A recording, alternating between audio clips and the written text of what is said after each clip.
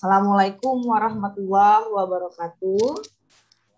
Assalamualaikum warahmatullahi wabarakatuh. Waalaikumsalam. Yang terhormat Bapak Rektor Universitas Muhammadiyah Bangka Belitung yang berhalangan hadir karena beliau ada acara sehingga hari ini tidak bisa membersamai kita dalam acara pembukaan bedah buku pedoman. Yang terhormat Prof. Muji Setio STMT, terima kasih sudah hadir Bapak. Yang terhormat pula Wakil Rektor 3 Universitas Muhammadiyah Bangka Belitung, Ibu Yuanita MPD. Yang kami hormati pula Kepala LPPM Universitas Muhammadiyah Bangka Belitung, Ibu Zihan Hilmi Firdausi MPD, dan tentunya Bapak Ibu peserta sekaligus dosen di lingkungan Universitas Muhammadiyah Bangka Belitung. Baik Bapak Ibu, alhamdulillahirabbil alamin, tentunya rasa syukur tidak henti-hentinya kita haturkan kepada Allah Subhanahu wa taala karena berkat dan rahmat-Nya lah hari ini kita diberi kesehatan untuk mengikuti acara bedah buku pedoman hibah penelitian pengabdian Kemdikbudristek edisi 12 serta nanti akan juga diadakan bedah proposal penelitian pengabdian dosen yang sudah disusun. Baik Bapak Ibu, untuk memulai acara kita pada pagi hari ini, mari bersama-sama kita melapaskan lapas basmalah. Bismillahirrahmanirrahim. Selanjutnya Bapak Ibu, mari kita dengarkan sambutan dari Kepala LPPM Universitas Muhammadiyah Bangka Belitung sekaligus akan membuka acara kita pada pagi hari ini. Kepada yang terhormat Ibu Zihan Hilmi Firdausi MPD, disilahkan. Baik, terima kasih Bunda Nurjana. Assalamualaikum warahmatullahi wabarakatuh. Waalaikumsalam warahmatullahi wabarakatuh. Yang saya hormati Bapak Rektor, saya titipkan permohonan maaf Pak Muji, Pak Rektor tidak berhalangan hadir. Kemarin infonya bisa menyertai kita, bersamai kita, namun tadi pagi-pagi sempat WA dan tidak bisa hadir. Nanti langsung saya mewakili untuk membuka kegiatan kali ini. Yang terhormat Dekan, FKIP, dan FTS, Ibu Ketua Prodi beserta jajarannya, dan dosen Universitas Muhammadiyah Bangka Belitung. Puji syukur marilah kita panjatkan kehadirat Allah Subhanahu wa taala atas limpah nikmat dan kesehatannya sehingga kita dapat melaksanakan kegiatan ini, yaitu kegiatan bedah buku pedoman hibah Kemdikbudristek dan review proposal yang akan dikirimkan dosen-dosen untuk mengikuti kegiatan hibah tahun 2022. Saya ucapkan terima kasih teman-teman dosen, tamu undangan yang hadir pada hari ini telah hadir, dan juga saya ucapkan selamat kepada Prof. Muji atas pengukuhan guru besarnya Prof di bulan November kemarin dengan usia 38 tahun. Ini luar biasa sekali. Mudah-mudahan dosen-dosen di sini mengikuti jejak Prof. Nah, di sini kami di Babel, kampus kecil ini sangat antusias sekali dengan kegiatan-kegiatan pendampingan yang sering dilakukan oleh Pak Muji beserta kawan-kawan yang ada di konsorsium, dan juga mengingat di tahun ini dengan berbedanya skema dan juga banyak sekali buku aturan-aturan yang baru yang dicantumkan di buku pedoman, memang ini menjadi topik hangat di grup konsorsium maupun di grup perguruan tinggi LPPM yang lain, sehingga perlunya adanya bedah buku pedoman untuk khusus edisi 13 tahun 2022. Di sini juga karena dibedakan antara perguruan tinggi vokasi, akademik, dan juga skema-skema juga ada yang tidak dibuka untuk tahun ini. Makanya di sini kami butuh sekali bimbingan dari Prof. Muji juga, sehingga nanti persepsi yang ada yang dituangkan di buku pedoman dan juga persepsi reviewer untuk mereview proposal, sehingga kami di sini ilmunya kami akan tangkap dan kami aplikasikan ketika menulis proposal.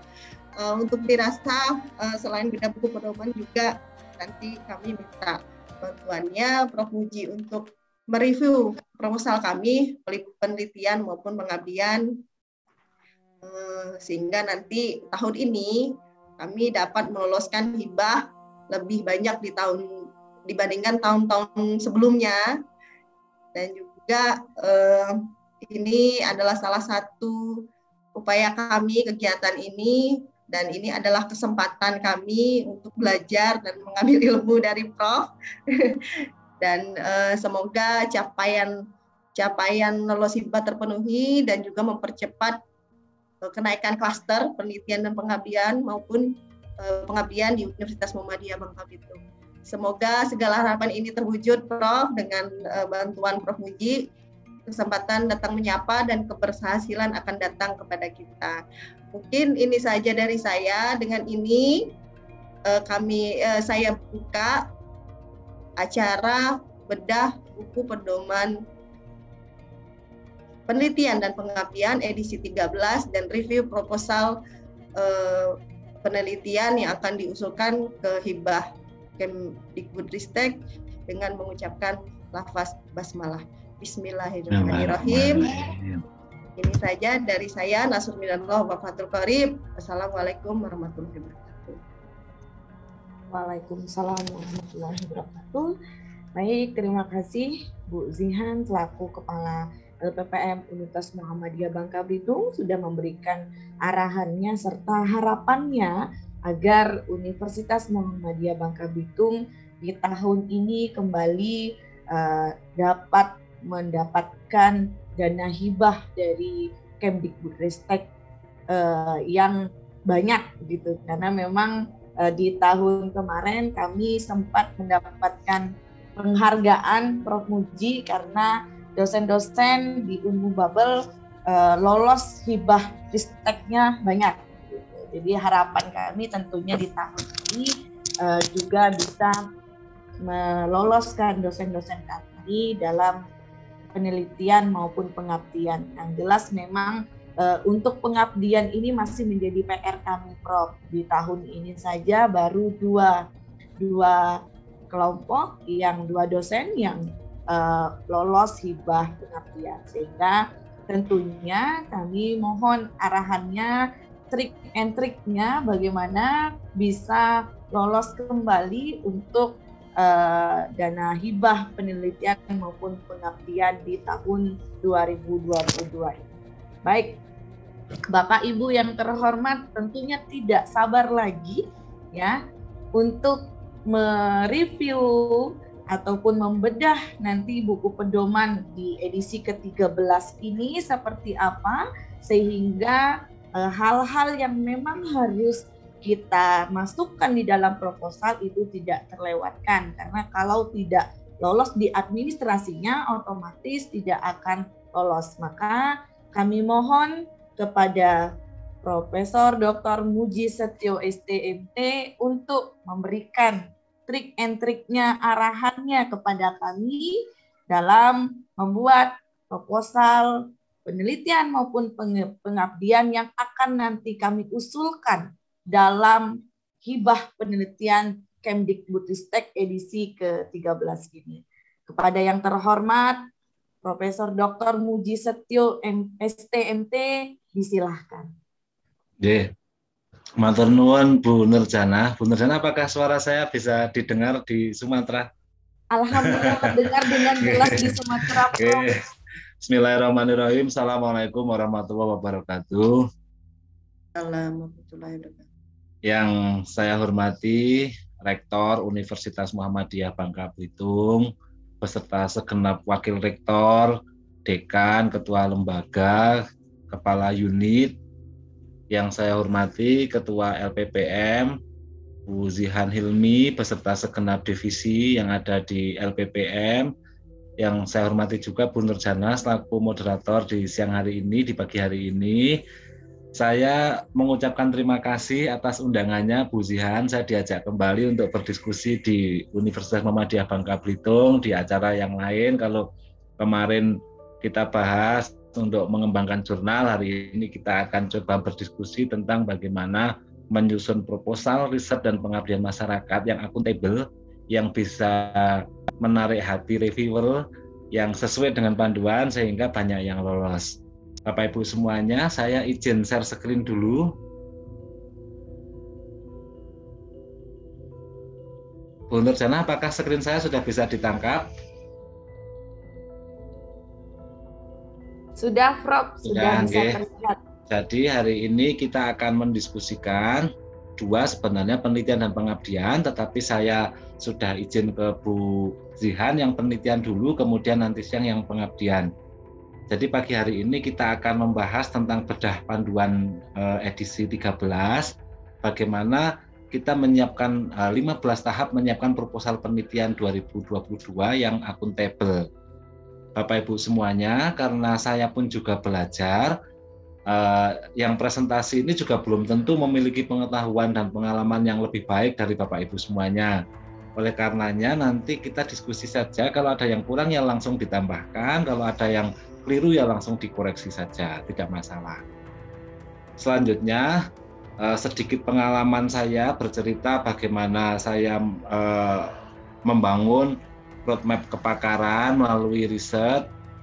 Ini pengalaman riset saya dari tahun 2013 sampai 2022,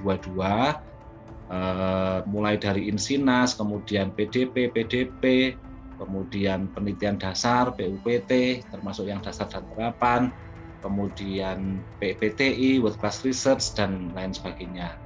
Lalu yang pengabdian, praktis untuk yang pendanaan DRPM atau DRTPM untuk sekarang itu saya baru 2 kali sebenarnya Bu Nurjana, tapi 2 kali itu dua-duanya multi year, jadi 6 tahun berturut-turut ya, dari PPU PIK dan PPUD pengembangan produk unggulan daerah dari 2016 sampai 2020. Kemudian semua catatan pengalaman riset saya itu saya buat semacam seperti roadmap riset. Ini adalah yang kesini itu tahun-tahun sampai bagaimana saya ingin berkontribusi menjadi seorang pembelajar yang akan berkontribusi di bidang low carbon vehicle. Lalu di sini adalah catatan-catatan kegiatan riset saya dari dulu belajar mengembangkan kopling, kemudian sampai mengembangkan LPG sebagai refrigerasi setengah siklus pada kendaraan berbahan bakar LPG. Jadi ini roadmap yang linier, yang saya belajar menekuni satu bidang ilmu tertentu. Kemudian yang atas ini adalah capaian-capaian atau luaran-luaran yang luaran-luaran penting yang pernah saya peroleh dari kegiatan-kegiatan riset. Nah, ini yang disebut dengan roadmap riset yang di proposal penelitian itu harus ada. Setiap dosen ketika mengusulkan riset melalui skema DRTPM ini akan diminta yang namanya roadmap riset, di mana apa yang pernah dilakukan, apa yang sedang diusulkan, kemudian ke depan itu akan menjadi pakar di bidang apa, kira-kira begitu. Oke.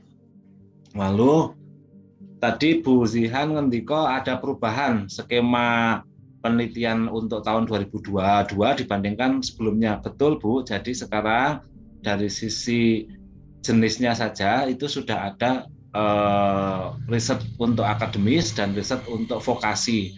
Karena kebetulan di Universitas Muhammadiyah Bangka Belitung ini tidak ada program vokasi, maka saya ingin membedah yang skema riset akademis saja.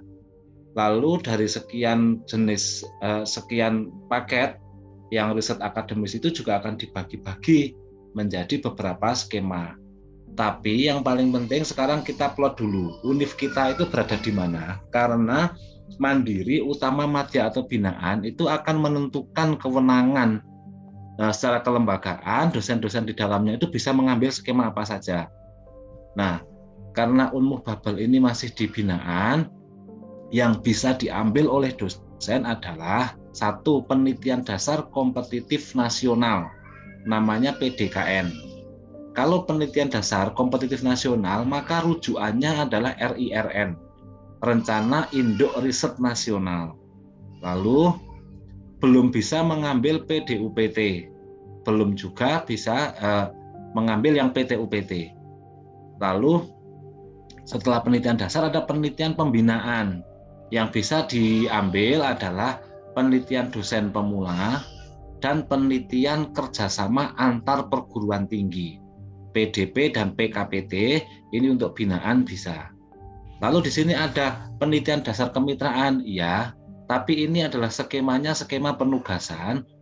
Akan diberikan penugasan langsung dari DRTPM, dipanggil atau melalui semacam invitasi, proposal invitasi begitu, bagi mereka yang memiliki kapasitas riset yang sudah bereputasi, ditunjukkan dengan H-Index biasanya. Kita tidak tahu di 2022 ini ada dosen dengan H-Index tertentu atau berapa, dengan rekam jejak yang seperti apa yang nanti akan dipanggil oleh DRTPM untuk bisa mengikuti penelitian dasar kemitraan. Nih. Lalu berikutnya adalah program penelitian pasca sarjana. Ini diberikan atau boleh diambil oleh dosen-dosen yang mengambil mengajar di pasca sarjana, yaitu penelitian tesis magister, PDD, dan PMDSU. Saya tidak tahu apakah di Unmuh Babel sudah memiliki program S2 atau dereng nggih Bu Nurjana? Belum ya? Belum, Prof. Belum. Kalau belum berarti yang nomor 3 ini praktis tidak bisa diambil oleh Unmuh Babel. Tapi yang nomor ini penelitian disertasi doktor itu bisa diambil sebagai mahasiswa doktoral. Tapi yang mengajukan adalah promotornya. Jadi kepada Bapak Ibu yang sekarang sedang sekolah S3, silakan menghubungi dosennya, menghubungi promotornya untuk mengambil skema penelitian disertasi doktor. Lalu ada program kajian kebijakan strategis, ini melalui skema penugasan invitasi. Lalu yang berikutnya adalah skema penelitian terapan yang bisa diambil oleh dosen-dosen di Unmuh Babel adalah penelitian terapan kompetitif nasional atau PTKN. Nah, ini PTKN bisa diambil, penelitian pengembangan juga bisa diambil apabila ini dibuka skemanya. Maka praktis untuk sekarang yang penting adalah kita fokus pada satu, penelitian dasar kompetitif nasional. Bagi Bapak Ibu yang sudah lektor dan sudah memiliki rekam jejak publikasi atau menulis buku yang itu memenuhi syarat untuk bisa eligible ke penelitian dasar kompetitif nasional, silakan ambil di PDKN. Lalu kepada Bapak Ibu dosen muda yang sudah memiliki NIDN tetapi belum memiliki jabatan fungsional atau baru asisten ahli, silakan semuanya wajib untuk mengikuti penelitian dosen pemula PDP. Yang berikutnya, yang sedang studi doktoral, silakan untuk konsentrasi ke penelitian disertasi doktor. Yang sudah punya produk KI dan sudah lektor atau sudah doktor dan asisten ahli dan punya produk KI atau sudah punya publikasi, boleh untuk mengambil penelitian terapan kompetitif nasional yang menghasilkan satu produk terapan. Praktis, kalau kita ulang di sini yang bisa diambil adalah satu, PDKN di sini, yang kedua PDP, yang ketiga PKPT, penelitian kerjasama antar perguruan tinggi, yang keempat adalah PDD bagi yang sedang studi lanjut, dan yang kelima adalah PTKN. 5 skema ini menjadi skema unggulan atau skema yang difokuskan oleh Universitas Muhammadiyah Bangka Belitung untuk diambil skema-skema ini. Saya lanjutkan. Sekarang, apa itu penelitian dasar kompetitif nasional? Adalah penelitian dasar untuk menghasilkan sebuah teori tertentu atau metode baru atau postulat baru atau menjelaskan terhadap fenomena baru. Syaratnya adalah ketua pengusul berpendidikan doktor dengan jabatan minimal asisten ahli atau berpendidikan magister dengan jabatan fungsional sekurang-kurangnya lektor. Silakan nanti diidentifikasi atau Bapak Ibu bisa melakukan evaluasi diri apakah sudah masuk ini atau belum. Doktor asisten ahli atau magister lektor itu adalah syarat akademiknya. Yang kedua adalah syarat rekam jejak. Syarat rekam jejaknya, ketua pengusul memiliki rekam jejak publikasi minimal 2 artikel di database terindeks bereputasi dan atau jurnal nasional terakreditasi peringkat 1 atau 2 sebagai penulis pertama atau corresponding author, atau 3 buku hasil penelitian ber-ISBN sebagai penulis pertama yang diterbitkan oleh anggota IKAPI, penerbit IKAPI, atau yang setara APPTI, atau penerbit internasional. Lalu anggota pengusulnya adalah 1-2 orang. Ini bisa mengambil multi-years 2-3 tahun. Nanti dirembuk secara baik-baik, dikelompokkan oleh LPPM siapa saja dosen yang bisa mengambil skema PDKN. Lalu diplotkan ke anggotanya siapa, difasilitasi untuk menyusun proposal PDKN. Yang berikutnya, untuk penelitian pembinaan ada PDP dan PKPT. Untuk PDP, Ketua Pengusul berpendidikan magister dengan jabatan maksimal asisten ahli atau belum memiliki juga boleh. Anggotanya 1-2 orang. Anggota pengusul dapat berasal dari PT Klaster Madya dan Klaster Binaan. Anggotanya itu boleh mengambil dari Klaster Madya dan Klaster Binaan. Anggota pengusul tidak dibatasi jenjang fungsional akademiknya. Jadi anggotanya boleh profesor, boleh lektor kepala, boleh yang lainnya, lektor boleh. Pengusul hanya boleh mendapatkan skema 2 kali sebagai ketua, tapi kalau sebagai anggota ya boleh. Jadi sekarang yang kemarin sudah mendapatkan PDP sebagai ketua, sekarang silakan untuk mengambil lagi. Yang kemarin jadi anggota didorong untuk menjadi ketua, lalu anggotanya kita bisa pilih yang lainnya.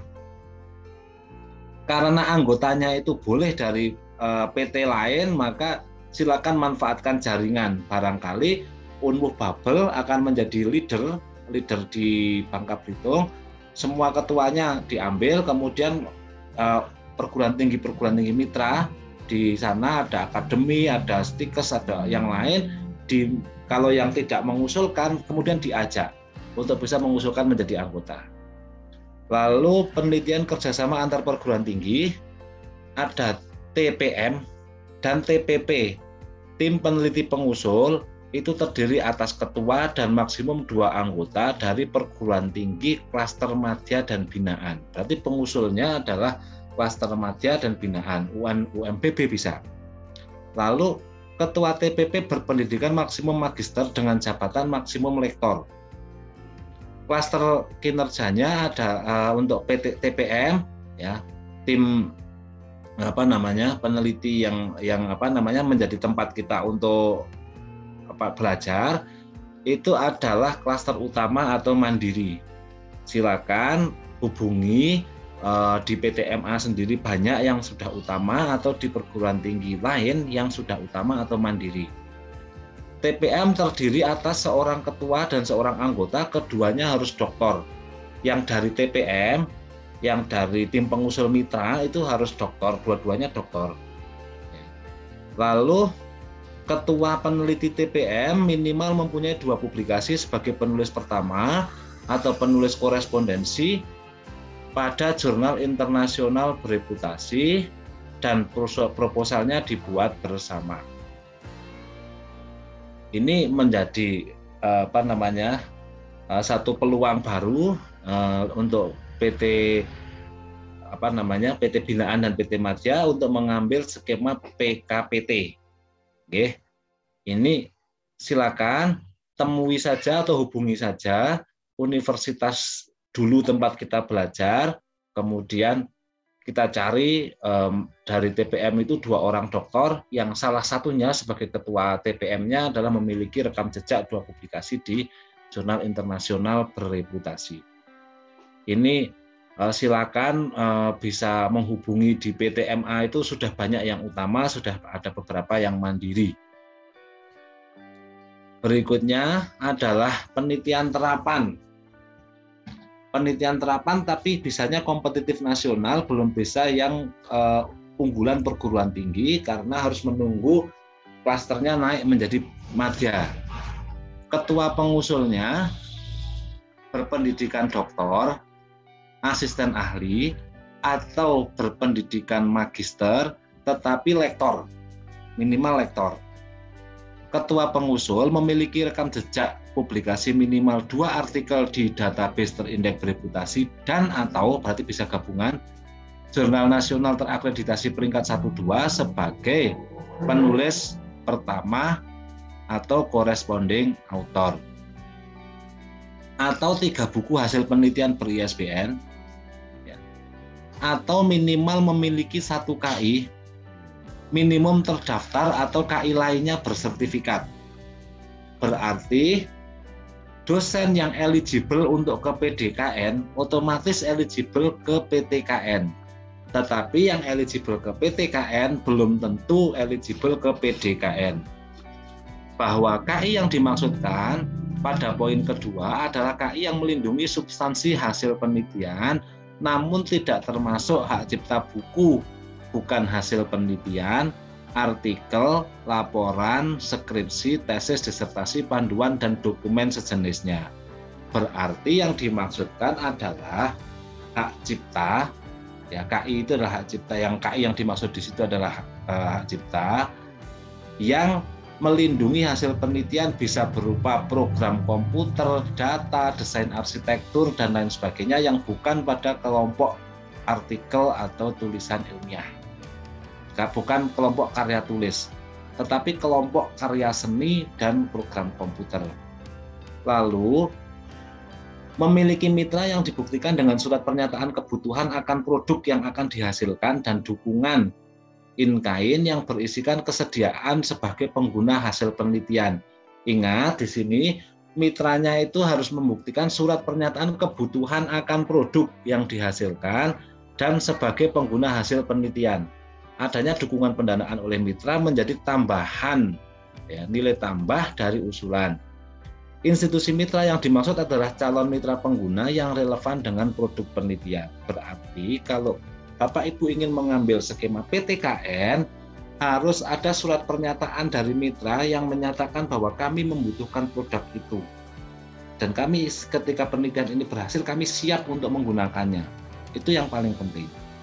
Dari sisi anggota pengusul itu 2-3 orang dan minimum 1 orang anggota pengusul dari mitra. Berarti anggota peneliti kita salah satunya harus ada dari mitra. Anggota pengusul yang berasal dari mitra calon pengguna dibuktikan dengan surat penunjukan dari mitra calon pengguna. Berarti harus ada surat penunjukan dari mitra kepada peneliti yang ditugaskan dari mitra tersebut. Lalu Bapak Ibu semuanya, mari kita lihat struktur usulan penelitian 2022. Oke. Yang pertama, pastikan semua dosen sudah memiliki NIDN atau NIDK. Kemudian nama peneliti beserta gelar sudah tersinkronisasi dari PD Dikti ke Simlitapmas. Termasuk juga pangkat dan jabatan, email pengusulnya juga sudah terrecord. Lalu yang kelima adalah isian kurikulum vitae dengan menunjukkan riwayat data penelitian pengusul berupa isian data publikasi dan perolehan KI. Ini semuanya adalah diisikan sebagai metadata di Simlitapmas. Sehingga silakan nanti Bu Zihan untuk bisa membuat satu hari misalnya Simlitapmas Day atau Sinta Day gitu ya Bu, atau Google Scholar Day atau CV Day, di mana semua dosen itu harus melengkapi data di Google Scholar, kemudian di Sinta, kemudian repositori universitas yang itu di situ di dalamnya ada list perolehan KI, buku, semuanya harus dimasukkan ke Simlitapmas beserta URL-nya. Lalu isian ID Sinta, isian H-Index disinkronisasi, dan anggota peneliti non-dosen seperti isian nomor 1 sampai dengan 7. Kalau ada yang non-dosen didaftarkan, non-dosen tersebut juga harus memiliki identitas yang lengkap. Tentu kalau peneliti mitra ya belum memiliki tidak memiliki karya-karya misalnya artikel ya tidak apa-apa. Yang penting ada identitas, ada NIDK, NIDN, atau kalau yang non-dosen berarti ada NIK, nomor induk kependudukan, nama peneliti, pangkat jabatan. karena nanti itu harus approve anggota penelitinya. Lalu berikutnya adalah masih di identitas usulan, apa yang diperlukan. Yang diperlukan adalah isian terkait dengan bidang ilmu. Ya. Kemudian kelompok makro risetnya dipetakan, bidang fokus penelitian, tema penelitian, topik penelitian, judul, kemudian status tingkat kesiapterapan teknologi, skema penelitian, tahun usulan, biaya yang diusulkan, SBK, total biaya, dan yang nomor 13 yang baru adalah jumlah mahasiswa yang diusulkan terlibat dalam penelitian untuk mendukung MBKM.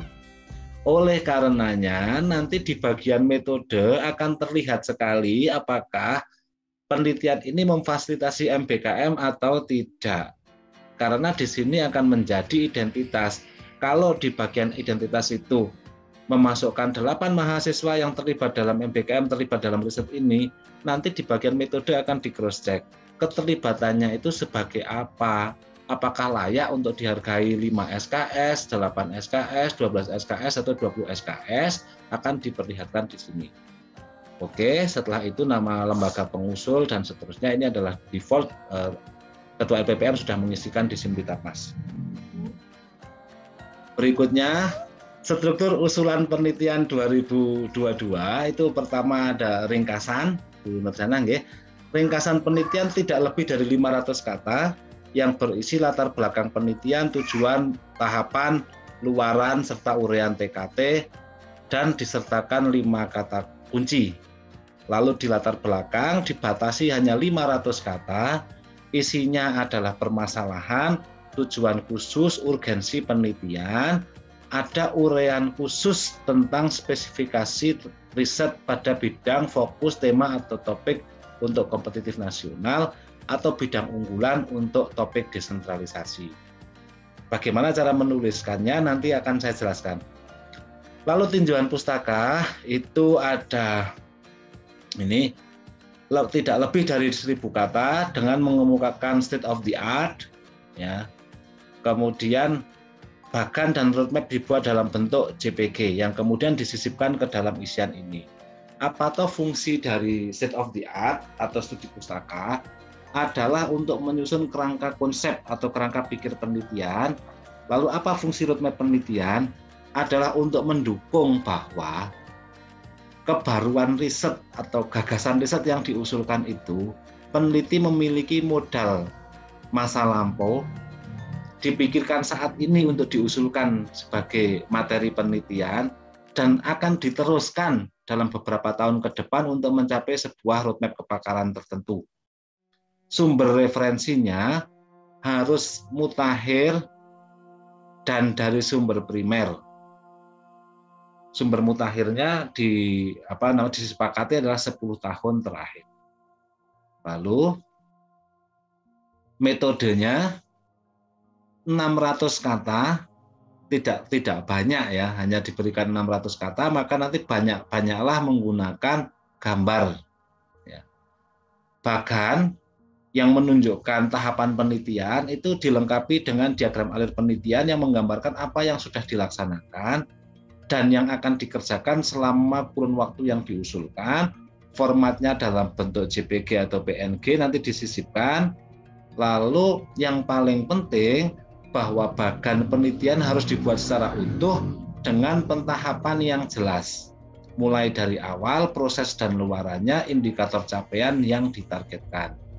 Jangan lupa pada bagian metode ini harus ada statement atau gambaran tugas masing-masing anggota pengusul sesuai tahapan penelitian yang diusulkan. Yang dimaksud pembagian tugas itu adalah sesuai dengan tahapan penelitian yang diusulkan. Tahapannya ada berapa? 9. Berarti tahap 1 siapa dengan siapa, tahap 2 siapa dengan siapa, begitu cara menuliskannya. Setelah itu luaran yang ditargetkan, pengusul wajib mengisi luaran wajib, luaran tambahan, itu ada di metadata.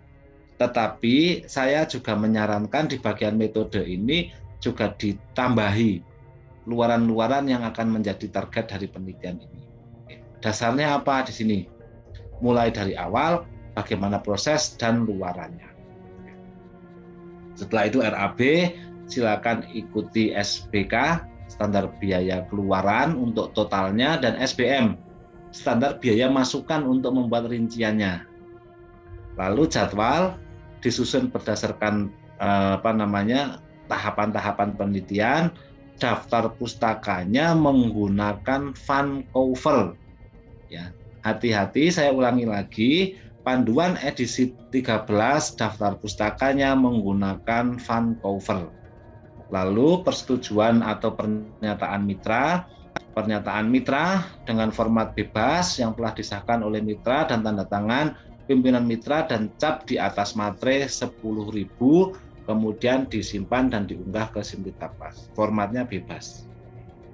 Nah, sekarang mari kita coba bedah yang lebih dalam lagi, Bu Nurjana dan Bapak Ibu semuanya.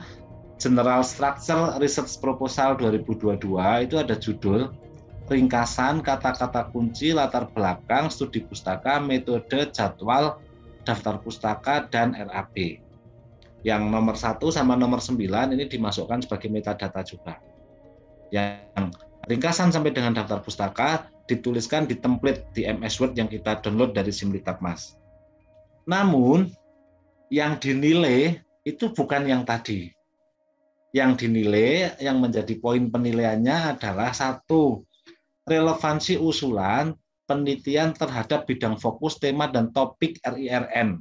Kalau ini penelitian kompetitif nasional, dan terhadap ransa penelitian perguruan tinggi kalau ini adalah rencana penelitian unggulan perguruan tinggi atau desentralisasi.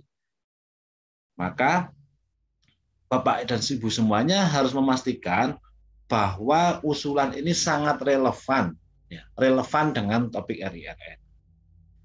Yang kedua, kualitas dan relevansi tujuan, permasalahan, state of the art, metode, dan kebaruan penelitian.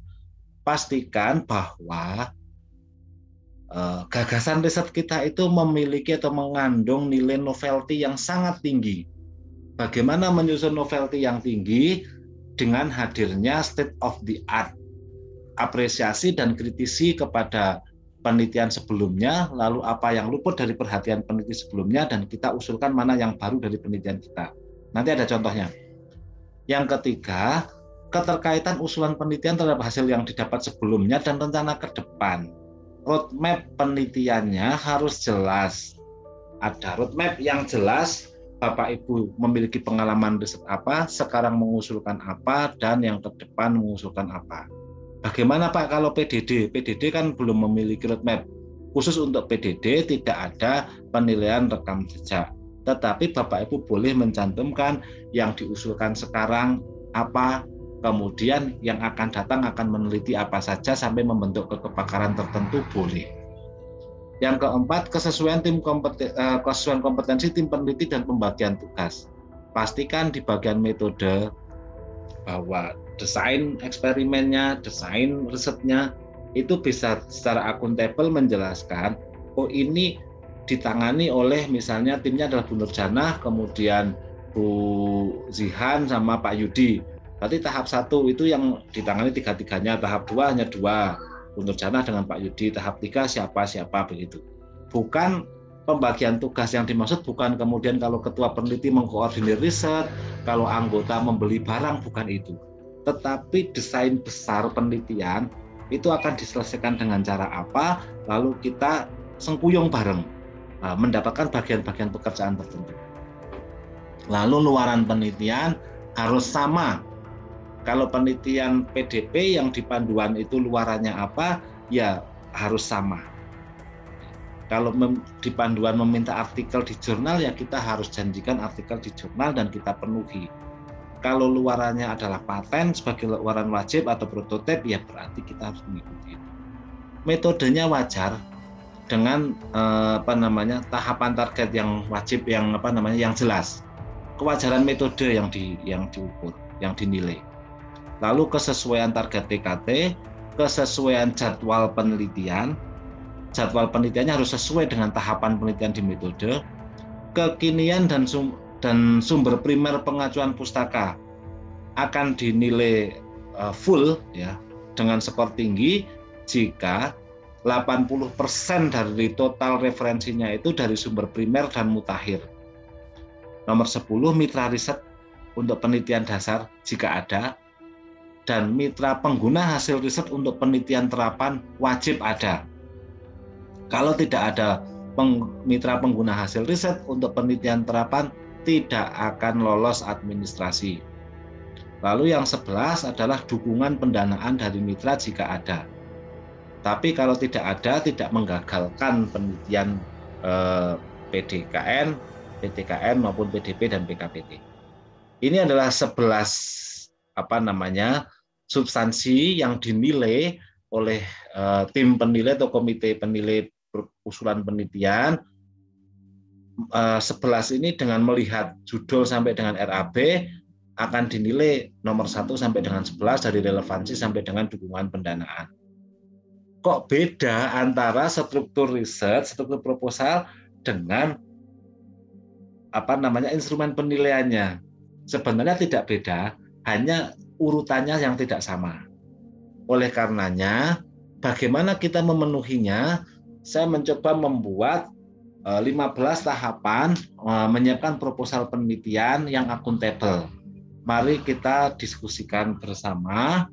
Yang pertama, saya menyarankan Bapak Ibu membuat semacam kolom-kolom outline sebelum ditemplate, sebelum ke template di dokumen lain. Jangan langsung menulis proposalnya ke template, tapi buat saja seperti semacam borang akreditasi gitulah, semacam borang gitu atau outline.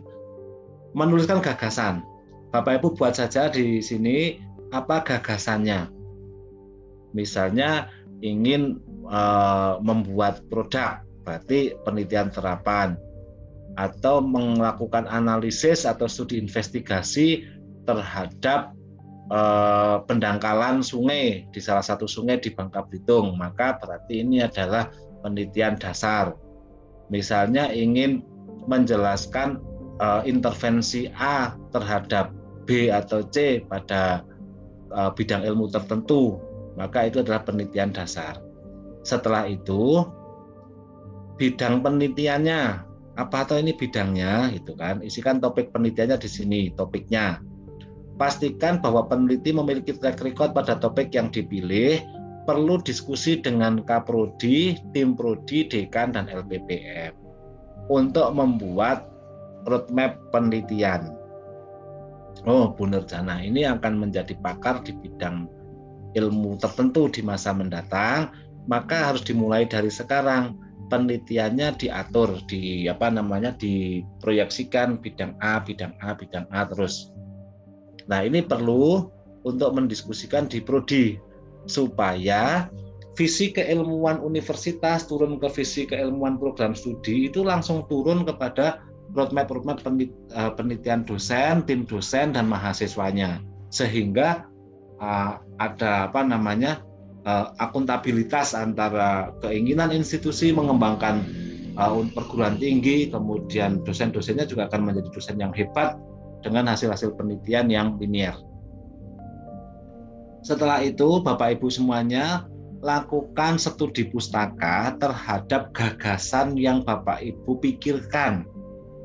Lakukan penelusuran pustaka dari jurnal ilmiah bereputasi dalam 10 tahun terakhir. Fokusnya adalah untuk mencari capaian riset terkini atau state of the art-nya. Apa yang sudah dilakukan peneliti-peneliti sebelumnya yang terkait dengan topik yang kita gagas atau kita ingin usulkan. Lalu kita buat apresiasi dan kritisi bagaimana peneliti-peneliti sebelumnya itu menyelesaikan masalah. Lalu variabel apa saja yang telah diteliti, bagaimana hasilnya, bagaimana kualitas pembahasannya, adakah yang belum terungkap. Nah, kita sebenarnya sedang mencari sesuatu yang belum diungkap dari peneliti-peneliti sebelumnya, atau mencari sebuah potensi baru yang praktek pada gagasan kita itu belum pernah diungkap oleh peneliti-peneliti lain. Lalu kita perhatikan saran-saran dari peneliti sebelumnya itu apa yang kita dapat peroleh dari bagian kesimpulan. Setelah itu, kita akan dapatkan, coba buat ini sekitar 10-15, buat tabel saja. Misalnya topiknya itu tentang pendangkalan sungai. Lalu apa yang sudah dilakukan oleh peneliti sebelumnya untuk mengatasi itu? 10 saja. Ya. Peneliti A metodenya ini, hasilnya ini. Peneliti B metodenya ini, hasilnya ini. Setelah 10 kita dapatkan, ternyata apa yang belum diungkap atau potensi apa yang belum dibahas, itu yang akan kita usulkan. Sehingga gagasan kita mengandung nilai kebaruan sangat tinggi. Nilainya full nanti pada saat dinilai. Lalu setelah itu buat roadmap penelitian yang sudah, sedang, dan akan dilaksanakan sampai 5 tahun mendatang. Bisa 5 tahun, bisa 10 tahun, silakan. Di mana letak penelitian yang kita usulkan, maka penelitian yang kita usulkan itu harus memiliki hubungan, merupakan kelanjutan dari riset sebelumnya, dan ini juga akan menjadi petunjuk bagi riset-riset kita setelahnya. Ya. Bagaimana kalau penelitian pemula? Yang diusulkan sekarang menjadi dasar kita untuk menyusun roadmap penelitian yang lebih bagus. Baik, setelah itu pastikan bahwa rujukannya itu pakai Vancouver, ya, citation style-nya menggunakan Vancouver, gunakan Mendeley, Zotero, atau Enoch. Setelah itu baru isikan pernyataan masalah. Ya. Apa toh masalahnya setelah kita membaca 10 artikel tadi, masalah utamanya ini yang belum diungkap ini. Ya. Lalu kelima, mengukur TKT. Setelah diketahui capaian riset terkini, diketahui masalahnya, diketahui tujuan atau objektifnya, kita ukur TKT-nya. Gunakan formulir teknometer, bisa download di internet, ya, atau langsung diisikan di Simlitapmas itu untuk mencoba mengisi, ya, untuk mengukur teknologi readiness levelnya atau TRL atau TKT-nya. Jika capaian TKT-nya kurang dari 3, maka pilihan riset kita adalah riset dasar. Kalau capaian TKT-nya antara 4-6, maka pilihan risetnya riset terapan. Dan jika capaian TKT-nya 7-9, maka riset pengembangan. Bapak Ibu semuanya, yang benar, setelah kita melakukan studi pustaka, mendapatkan gagasan riset, yang pertama kali dilakukan adalah mengukur TKT. Setelah ukur TKT, kita baru tahu penelitian kita itu penelitian dasar, terapan, atau pengembangan. Jangan sampai proposalnya sudah jadi, lalu kita bertanya ke LPPM, ini penelitian dasar atau terapan? Harusnya lakukan studi pustaka.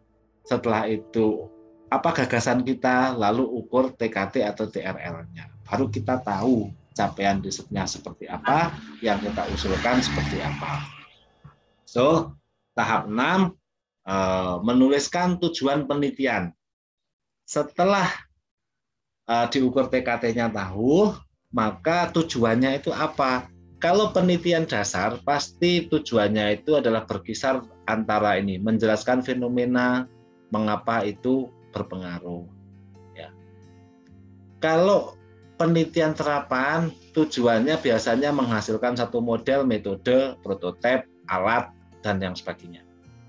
Tergantung jenis penelitiannya, apakah itu penelitian dasar atau penelitian terapan. Jadi, statement-statement di tujuan penelitian itu sebenarnya bisa dilihat ini tuh penelitian dasar atau penelitian terapan itu dengan cara melihat tujuannya. Kalau tujuannya adalah untuk mengungkap atau menemukan teori baru, fenomena baru, atau menjelaskan gejala baru, maka adalah penelitian dasar. Kalau tujuannya adalah mengembangkan prototipe, model, teknologi tepat guna, modul-modul pembelajaran, alat-alat, itu adalah penelitian terapan. Lalu tahap ketujuhnya adalah menuliskan urgensi dan spesifikasi riset. Bagaimana caranya? 1. Isikan urgensi penelitian. Apa kontribusi riset yang diusulkan terhadap RIRN? Penelitian yang kita usulkan itu memiliki hubungan atau mendukung RIRN pada topik apa, subtema apa.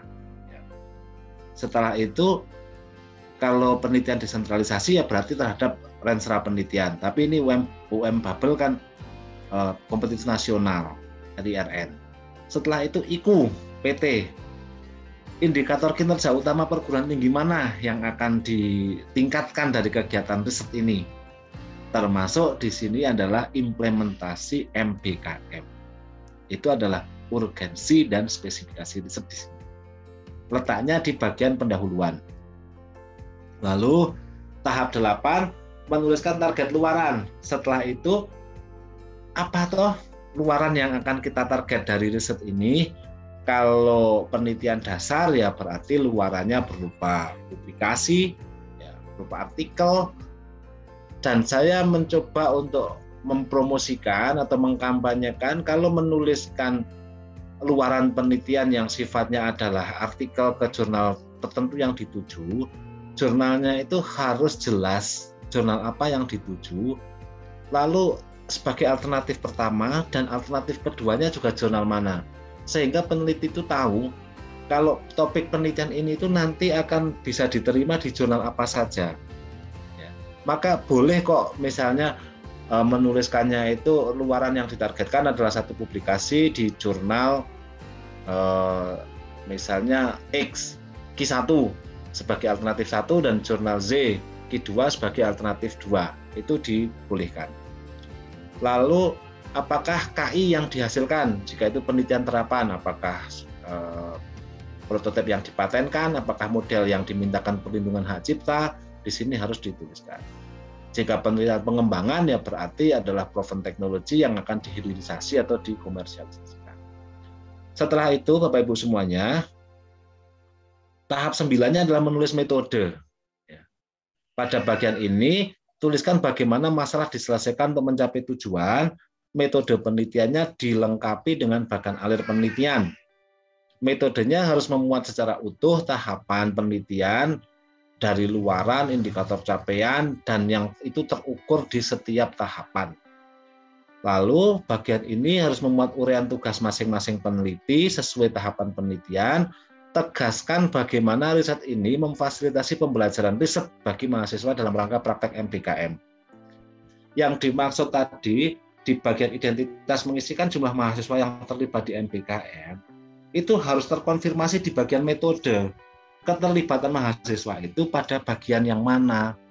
Harusnya mahasiswa itu dilibatkan dari perencanaan risetnya, perencanaan pengambilan datanya, kemudian bagaimana mengambil datanya atau membangun sebuah modelnya, bagaimana cara dia validasi, menulis artikel, membuat laporan itu mahasiswanya semuanya diajari.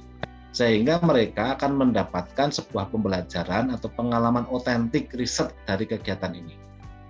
Lalu membuat jadwal, buatlah jadwal penelitian yang akuntabel sesuai dengan yang diusulkan di metode, kemudian buat anggaran, harus mengacu di SBK dan SBM. SBK itu standar biaya keluaran, SBM adalah standar biaya masukan yang detail satu-satu itu. Kalau SBK adalah standar biaya keluaran risetnya, biaya risetnya.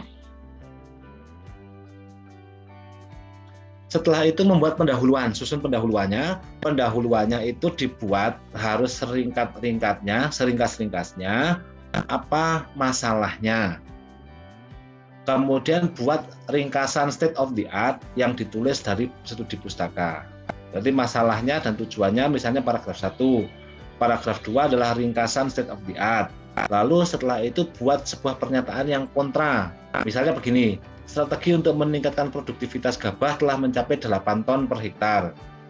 Oleh siapa? Namun demikian, di Riau itu misalnya baru mencapai 6 ton. Karena apa? Nah, berarti ini adalah masalah yang perlu diteliti. Sampaikan konsep penyelesaian yang ditawarkan. Gagasan yang kita tawarkan, konsep itu adalah gagasan yang diberikan dengan grand theory. Bahwa gagasan kita itu masuk akal. Lalu apa tujuan yang akan dicapai? Bagaimana urgensi penelitian ini, ya nasional atau global? Bagaimana hubungan riset ini dengan Renstra penelitian universitas kalau desentralisasi, dan di mana hubungan riset ini dengan RIRN kalau itu penelitian kompetitif nasional. Untuk penelitian terapan pengembangan produk yang berorientasi paten, disarankan ada apresiasi dan kritisi terhadap paten terkini. Kalau Bapak Ibu melakukan penelitian terapan, maka harus ada apresiasi dan kritisi terhadap teknologi-teknologi yang sekarang sudah ada itu kekurangannya di mana, sehingga yang kurang itu akan menjadi statement kebutuhan mitra. Oke, saya ulangi, penelitian terapan akan lebih bagus dicirikan dengan diawali dengan apresiasi dan kritisi terhadap teknologi yang sekarang ada atau model yang sekarang ada, lalu kekurangannya itu merupakan statement dari kebutuhan yang mitra inginkan. Nah, ini menjadi akuntabel. Tahap 13-nya membuat daftar pustaka, gunakan Mendeley, Zotero atau Enoch dengan Vancouver style.